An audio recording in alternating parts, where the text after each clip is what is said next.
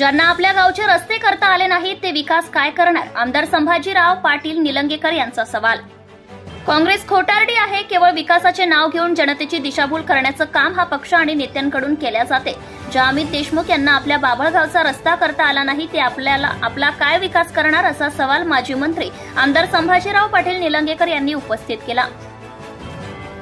खोटारड्यांच्या मागे उभे न राहता 20 तारखेला कमळाचे बटन दाबून महायुतीला पाठबळ द्यावे, निलंगा मतदारसंघातून पुन्हा एकदा आपल्याला सेवेची संधी द्यावे असे आवाहन माजी मंत्री आमदार संभाजीराव पाटील निलंगेकर यांनी केले।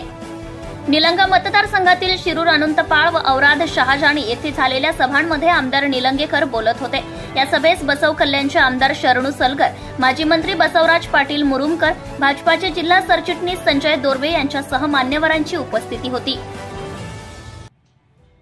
उपस्थितांना मार्गदर्शन करताना आमदार निलंगेकर म्हणाले की बाभळगावकरांकडून जिल्ह्यातील नेत्यांना संपवण्याचंच काम आजपर्यंत करण्यात आले। निलंगेकरांना संपवून टाकू, चाकूरकरांना संपवू, मुरुमकरांना संपवू अशीच भाषा त्यांच्याकडून ऐकण्यात येते। विकासावर ते कधीही बोलत नाही, कारण त्यांनी विकास कामे केलीच नाहीत। आपल्या बाभळगावला पाणी पुरवठा करणे त्यांना शक्य झाले नाही। घरणी प्रकल्पातील पाण्यावर त्यांचा डोळा असून त्यासाठी त्यांनी अनेकदा प्रयत्न केले आहेत, परंतु आपण ते प्रयत्न हाणून पाडले। अशा पाणीचोर नेत्याच्या मागे उभे राहणार का असा सवालही आमदार निलंगेकर यांनी उपस्थित केला।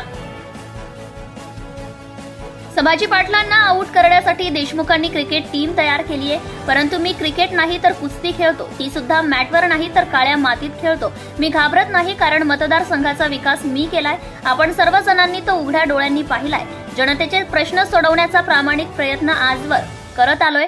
गेल्या 60 वर्षात जिल्ह्यात एकही राष्ट्रीय महामार्ग नव्हता, परंतु मागच्या 10 वर्षात जिल्ह्यातून 6 महामार्ग केले, त्यांपैकी 2 शिरूर अनंतपाळ तालुक्यात असल्याचंही आमदार निलंगेकर म्हणाले। त्यांनी सांगितलं की शिरूर अनंतपाळ तालुक्यातून रेल्वे जाणारच आहे। रेल्वे मंत्रालयाने त्याला मंजुरी दिली असून लवकरच कामही सुरू होणार आहे। महाविकास आघाडी सरकारने राज्य सरकारचा वाटा न दिल्याने हे काम खोळंबले आहे। लवकरच कामाला सुरुवात होईल असा विश्वासही आमदार निलंगेकर यांनी व्यक्त केला। निवडणुकीच्या काळात खोट्या घोषणा करणे, आश्वासने देणे हे त्यांचे उद्योग आहेत। या मंडळींनी विकासावर बोलूच नये, कारण त्यांनी एकही काम केले नाही। मतदारसंघातील शेतकऱ्यांच्या हितासाठी आम्ही काम करतो। बंद असणारा आंबुलगा साखर कारखाना सुरू केला। यावर्षी उसाला पहिली उचल 3000 रुपये देण्याचं आम्ही जाहीर केले आहे। काँग्रेस आता सोयाबीनला 7000 रुपये भाव देण्याचं खोटं आश्वासन देतीये। कर्नाटकात काँग्रेसचे सरकार असून तेथे केवळ आज 4000 रुपये दर मिळत आहे। राज्यात पुन्हा एकदा महायुतीचेच सरकार येणार असून शेतकऱ्यांच्या सोयाबीनला प्रति क्विंटल 6000 रुपये भाव देण्याची घोषणाही आमदार निलंगेकर यांनी केली। ही लढाई माझी नाही, निलंगा विरुद्ध बाभळगाव अशी ही लढाई आहे। एकीकडे राजकुमार आहेत तर दुसरीकडे संभाजी भैया, एकीकडे धर्म तर दुसरीकडे अधर्म आहे। बाभळगाव एकीकडे तर शिरूर अनंतपाळ, देवणी व निलंगा दुसरीकडे आहे।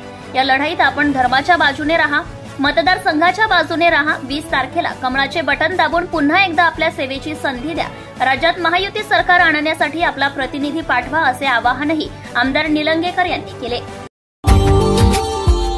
Subscribe now and press the bell icon. Never miss an update.